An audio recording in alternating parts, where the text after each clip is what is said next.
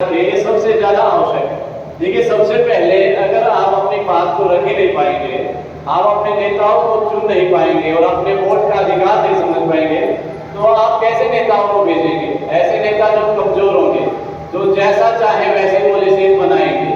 तो यहाँ जो इसका आयोजन किया गया है, ये आपकी जो वोटिंग का राइट है वो समझाने के लिए हुआ कि आप अपनी वोटिंग का राइट समझें। आप समझें कि ये जो जितने भी नेता आगे संसद में बैठे हैं, ये आप सबके ही रिप्रेजेंटेटिव्स हैं। अगर आप कमजोर हैं या आप आपस में लड़ते रहेंगे तो इन नेताओं का अधिक से अधिक फायदा होगा। ये हमारे पैसे को टैक्स के रूप में इकट्ठा करेंगे और आपस में बांट लेंगे। तो अगर हमारा वोटर जागरूक नहीं होगा तो देश कभी भी तरक्की नहीं कर सकता है। और तरक्की करने के लिए सबसे पहले हमें स्कूल लेवल पे समझना होगा, क्योंकि भविष्य में आप जाके वोटर्स बनेंगे, आप अपने वोट का अधिकार समझेंगे। अगर आप एजुकेटेड नहीं हैं, जैसे B.R. अम्बेडकर क्या कहते थे? वो कहते थे कि सबसे पहले हमें क्या करना है? Educate, agitate and organise. जब तक आप एजुकेट नहीं हैं और जब तक आप ऑर्गेनाइज नहीं हैं, तो आपको कोई भी व्यक्ति नेता के रूप में आएगा और क्या करेगा? आपको भड़का सकता है, भटका सकता है किसी भी मुद्दे से। गौ मांस का मुद्दा ये उठाते हैं और आपस में हमें भटकाते हैं। इसका हमें ध्यान रखना है कि हमारा देश क्या है? धर्मनिरपेक्ष है, सेकुलर है। हमें कभी भी कॉमनल व्यक्तियों के बारे में बातचीत नहीं करनी चाहिए। हमें समझना होगा कि कॉमनल वो व्यक्ति हैं जो धर्म का मुद्दा लेके आएंगे और आप सबको ही आपस में लड़वाएंगे। और अगर आप इस उम्र में ये सब चीजें सीख जाएंगे, सवाल करना सीख जाएंगे, तो नेता जो लोग हैं उन्हें समझ में आ जाएगा कि हमारे वोटर सब अनएजुकेटेड नहीं है, वो कैसे हैं? एजुकेटेड हैं। जब आप सवाल नहीं पूछेंगे तो उन्हें कोई फर्क नहीं पड़ेगा। वो आएंगे 5 साल में एक बार आपके पास आएंगे, आपको थोड़ा सा लालच देंगे, आप वोट दे देंगे और उन्हें चुन देंगे। और ऐसे करके हमारा देश कभी भी तरक्की नहीं कर पाएगा। और मैं सबसे पहले जितने भी बच्चे यहाँ बैठे हैं इनको कांग्रेचुलेट करूंगा।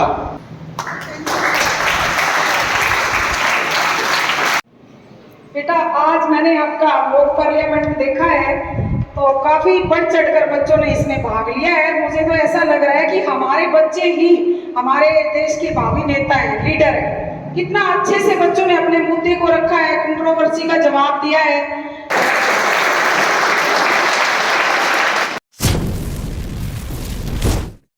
सबसे पहले है लीडर ऑफ द हाउस, देश के प्रधानमंत्री श्री नरेंद्र मोदी। उसके बाद होम मिनिस्टर अमित शाह। हमारे थर्ड मेंबर हैं रूलिंग पार्टी के education minister Dharmendra Pradhan. Fourth member हैं हमारे Manohar Lal Khattar. Fifth member finance minister Nirmala Sitharaman. Sixth member defence minister Rajnath Singh. Seventh member ruling party NDA से हैं कंगना रनावत। अपोजिशन पार्टी के leader of opposition Rahul Gandhi. India member Akhilesh Yadav. Third member है अभिषेक बनर्जी तृणमूल कांग्रेस से। फोर्थ मेंबर है दीपेंद्र सिंह हुड्डा इंडियन नेशनल कांग्रेस से। फिफ्थ मेंबर है यूसुफ पठान तृणमूल कांग्रेस से। और last 6 member female candidate Supriya Sulekha हैं एनसीपी नेशनल कांग्रेस पार्टी से। इस इंडिपेंडेंट और अदर पार्टी के मेंबर्स हैं। सबसे पहले असाउद्दीन ओवैसी आदर्श में, उसके बाद independent member Amritpal Singh Khalistan. Next है हरसिमरत कौर बादल शिरोमणि अकाली दल पंजाब से। और हमारे माननीय स्पीकर ओम बिरला कोटा राजस्थान से। देश है और पूरे देश की निगाहें हमारे ऊपर है। देश के लोगों ने देश के प्रतिनिधित्व के रूप में चयनित करके यहाँ पर भेजा है। तो मैं आशा करता हूँ कि आप उन्हें गर्वित महसूस करवाएंगे और इस सांसद की गरिमा को बनाए रखेंगे और किसी पर भी व्यक्तिगत कमेंट ना करें। जो लोकसभा का सदस्य निर्वाचित हुआ हूँ, ईश्वर की शपथ लेता हूँ कि विधि द्वारा स्थापित भारत के संविधान के प्रति सच्ची श्रद्धा और निष्ठा रखूंगा। मैं भारत की प्रभुता एवं अखंडता को बनाए रखूंगा तथा जिस पद को मैं ग्रहण करने वाला हूँ उसके कर्तव्यों का श्रद्धापूर्वक निर्वहन। हैदराबाद तेलंगाना से लोकसभा का सदस्य निर्वाचित हूँ। मैं भारत के संविधान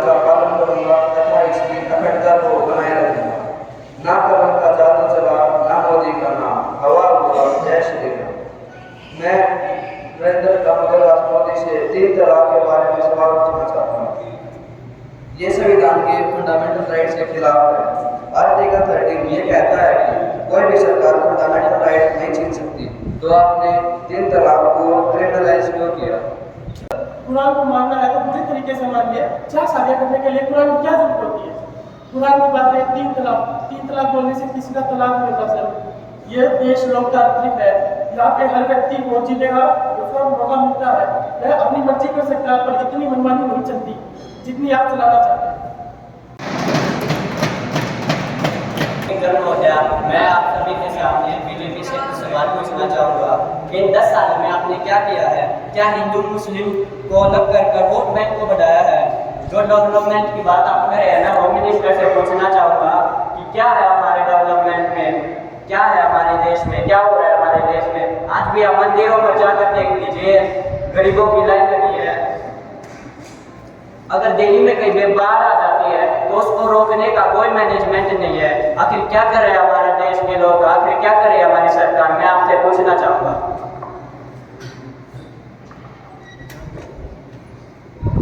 आदरणीय स्पीकर, मैं अमित शाह, होम मिनिस्टर भारत के होम मिनिस्टर भारत का इस पद पर निर्वाचित हुआ हूँ। मैं राहुल गांधी जी से जवाब देना चाहूँगा। पहली तो बात, आप जो धर्मनिरपेक्ष की बात कर रहे हो वो हमने नहीं किया है। अगर आप बोल रहे हो जो राम मंदिर है वो हिंदुओं के लिए बनाया है, वहाँ पर जो मुस्लिम की मस्जिद थी हमने उसको हटाया है। तो ये बात सुनिए कि जो राम मंदिर बनाने के लिए फरमान था ना, वो सुप्रीम कोर्ट ने भी पास किया है। और ये हमने देश के पैसे से नहीं, लोगों ने इसके लिए चंदा इकट्ठा किया है, तो हमने उससे बनाया है। और आप बात कर रहे हैं कि हमने क्या किया है, आप बताइए आपने क्या किया है?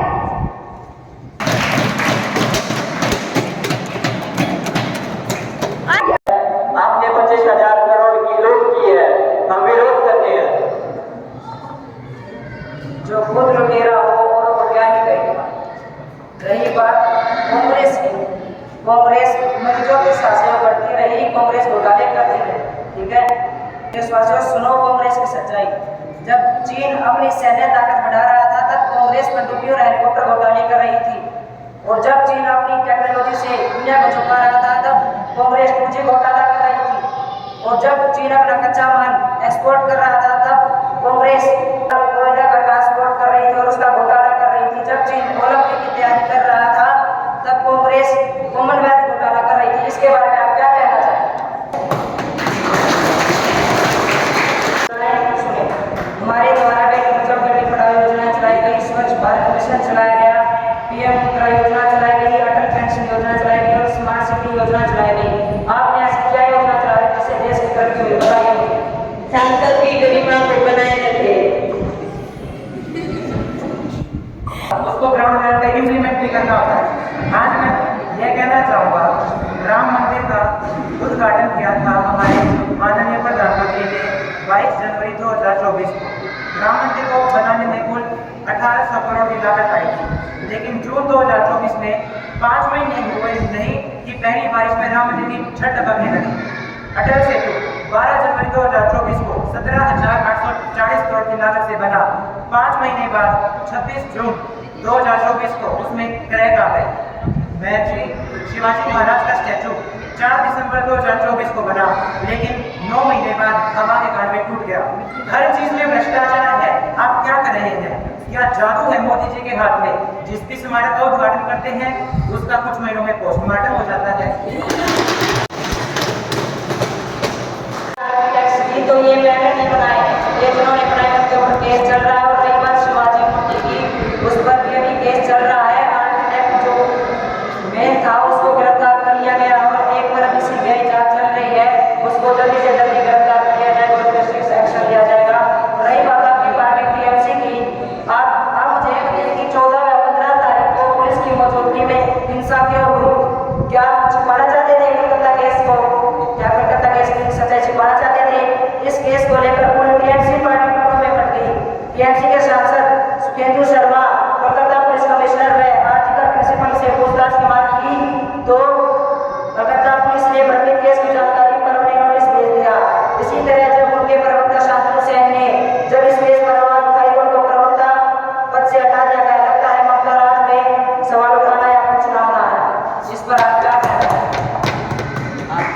आपको अगर केस की बात करें तो मैं बता दूं वो आपकी वजह से ही हुआ है। वो कैसे? हमारे देश में सही लॉ एंड ऑर्डर नहीं था, हमारे देश में सही कानून नहीं था।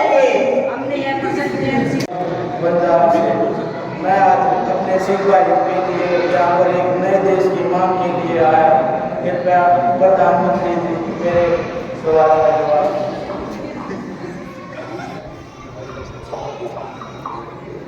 देखिए, हमारा देश अखंड था, अखंड है और अखंड रहेगा।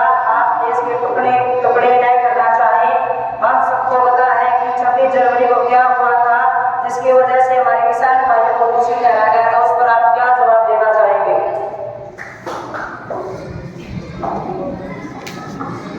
26 जनवरी को कुछ जो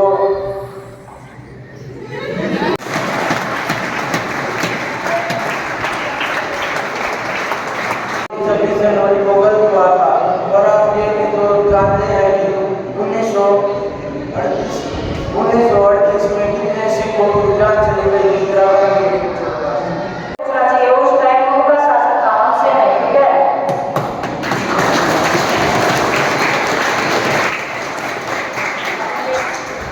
अपने स्वार्थ के लिए किसी की आजादी छीनना ये तो गलत है। इंदिरा गांधी जी ने गलत किया, हम मानते हैं। कैसे नहीं गलत है? इन्होंने 1938 की कहा है, लेकिन हमारा देश तो 1947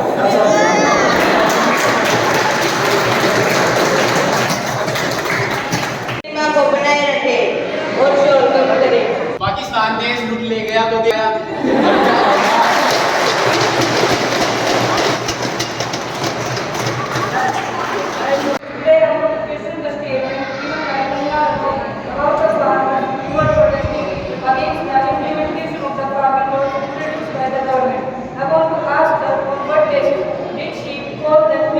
इन्होंने किस आधार पर हमारे देश के अन्नदाता जो हमारे देश की आधारशिला है उन्हें आतंकवादी कहा, जबकि वो सिर्फ इसलिए प्रोटेस्ट कर रहे थे ताकि उन कानूनों को इम्प्लीमेंट होने से रोक सके तो उन्हें लगा कि उनके फेवर में नहीं है।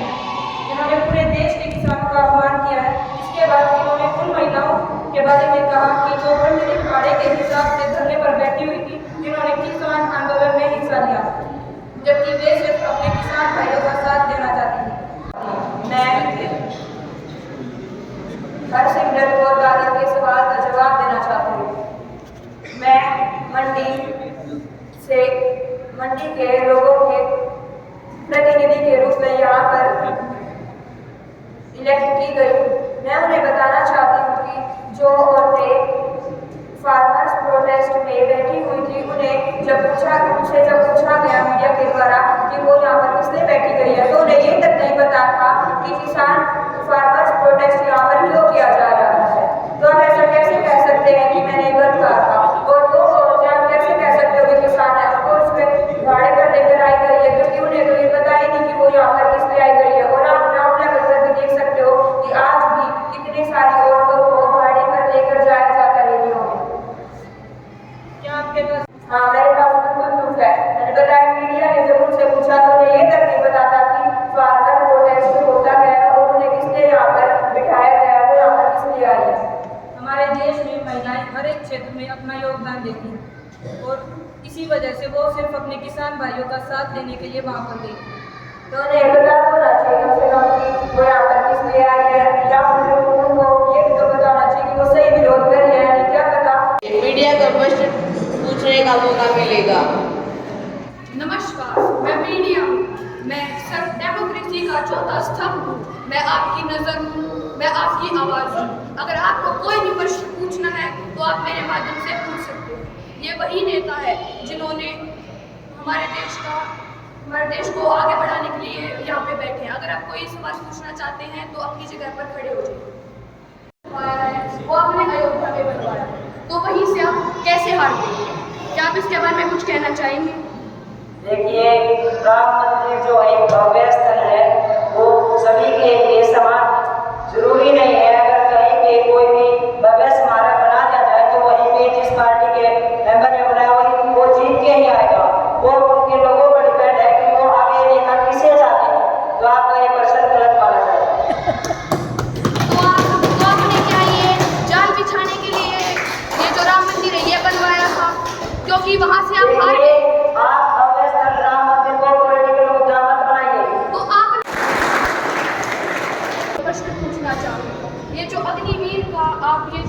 मुद्दा लाए हैं, क्या ये सही है? हमारे हिसाब से ये जो अग्निवीर का कॉन्सेप्ट है, ये 158 कमेटीज द्वारा बनाया गया है और ये काफी सोच समझ कर बनाया गया है, तो हमारे हिसाब से हमें लगता है ये बिल्कुल सही है। आप इसके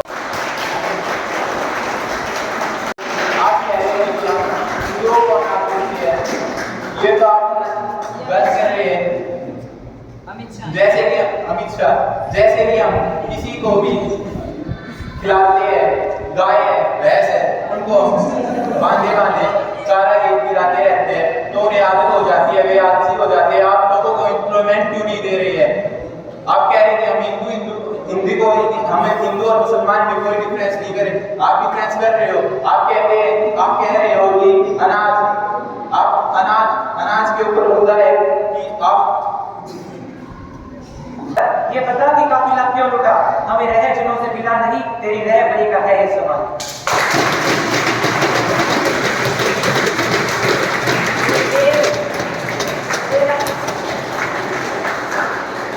मुझे लगता है कि आप मेरी बातों से सहमत नहीं है, इसलिए मैं फाइनेंस मिनिस्टर से आपके सवाल का जवाब देने को आदरणीय अध्यक्ष महोदय, मैं निर्मला सीतारमण हूँ और भारत देश की वित्त मंत्री हूँ। मैं आपको अपनी बात कहने से पहले एक कविता प्रस्तुत करना चाहूंगी। उत्तर में दे रहा कोई गजब नवाबी कान, उत्तर में दे रहा कोई गजब नवाबी कान, चोर लुटेरा बेईमान हाथ का निशान, चोर लुटेरा बेईमान हाथ का निशान।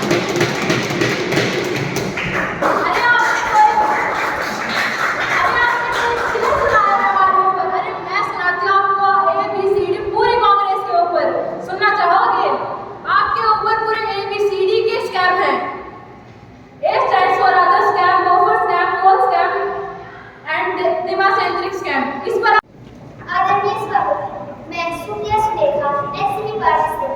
मेरा प्रश्न हमारे देश के माननीय प्रधानमंत्री श्री नरेंद्र मोदी जी से। मैं आपसे कुछ सवाल मराठा रिजर्वेशन के हक में पूछना चाहती हूँ।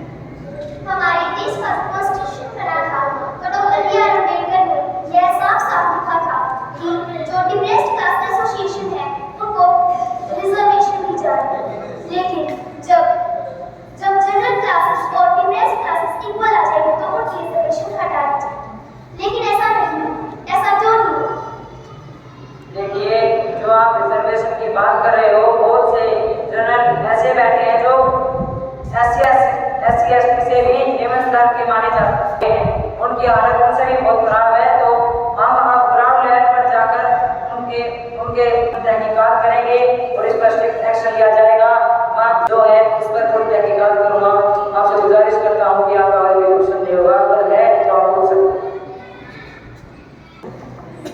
माननीय अध्यक्ष महोदय, मैं रूलिंग पार्टी से ओलंपिक के बारे में कुछ प्रश्न पूछना चाहूँगा।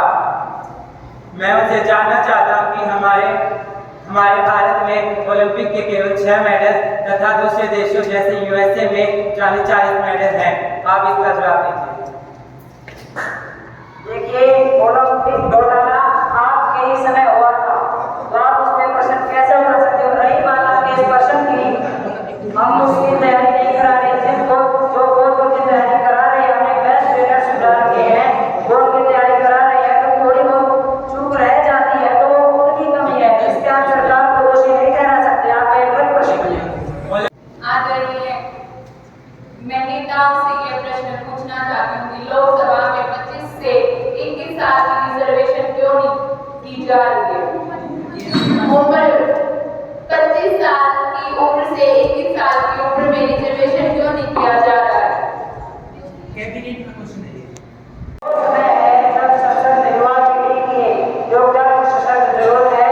अगर देश को संचालित करने वाले IAS व IPS की अधिकारी की न्यूनतम आयु 20 वर्ष हो सकती है, तो कानून बनाने वालों की क्यों नहीं? आप बताएं।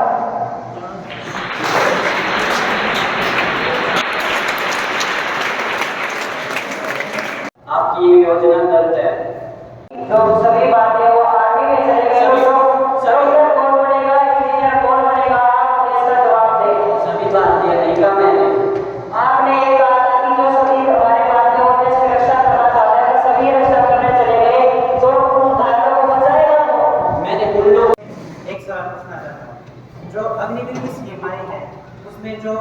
आर्मी पर्सन है वे 6 महीने की ट्रेनिंग लेकर बॉर्डर पर जाता है। वहीं दूसरी तरफ जो चाइना का जवान है वे 6 साल की ट्रेनिंग लेकर आता है। आप खुद सोच कर देखिए, एक जवान जो 6 महीने की ट्रेनिंग ले रहा है, एक जो आर्मी पर्सन है 6 साल की, तो उनमें से कौन ज्यादा बेहतर है? तो आपने इस क्यों लेकर आए?